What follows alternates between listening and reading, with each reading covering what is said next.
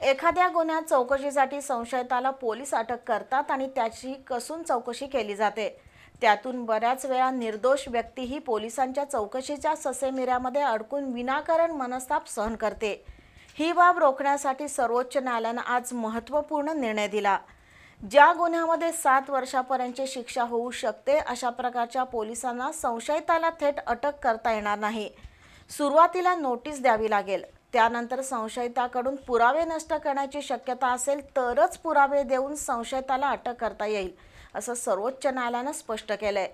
सर्वोच्च न्यायालयाच्या या निर्णयामुळे सर्वसामान्य नागरिकांना मोठा दिलासा मिळाला आहे। पोलीस कारवाई आणि अटकेशी संबंधित एक महत्त्वाचा निर्णय सर्वोच्च न्यायालयानं आज दिलाय। त्यानुसार एखाद्या गुन्ह्यांमध्ये आरोपीला 7 वर्षापर्यंत शिक्षा होण्याची शक्यता असेल अशा प्रकरणांमध्ये पोलिसांना त्या संशयिताला थेट अटक करता येणार नाही, तर अटक करण्यापूर्वी आरोपीला नोटीस देणं बंधनकारक असेल, असं सर्वोच्च न्यायालयानं सांगितलंय। अटक करणं हा पोलिसांचा अधिकार आहे, मात्र ती नियमित प्रक्रिया नाही।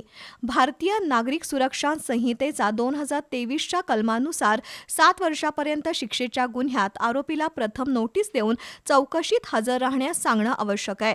केवळ चौकशीसाठी एखाद्या व्यक्तीला अटक करता येणार नाही। अटक करण्यासाठी पोलिसांकडे ठोस आणि लेखी कारण असणं आवश्यक आहे। जर आरोपी सहकार्य करत असेल आणि कोठडीशिवाय तपास शक्य असेल तर अटक टाळली पाहिजे, असे निर्देश न्यायालयानं दिलेत। आरोपीनं सहकार्य न केल्यास किंवा फरार होण्याची शक्यता असल्यास शेवटचा पर्याय म्हणून अटक केली जावी। अटकेचा अधिकार हा पोलिसांच्या सोयीसाठी नसून कठोर कायदेशीर गरज म्हणून वापरला गेला पाहिजे, असं न्यायालयानं नमूद केलंय। या निर्णयाचा थेट फायदा सामान्य नागरिकांना होणार आहे। हा निर्णय सत्येंद्र कुमार अंतिल विरुद्ध सीबीआय या प्रकरणात देण्यात आलाय। न्यायमूर्ती एम सुंदरेश आणि न्यायमूर्ती एन कोटेश्वर सिंह यांच्या खंडपीठानं हा निकाल सुनावलाय।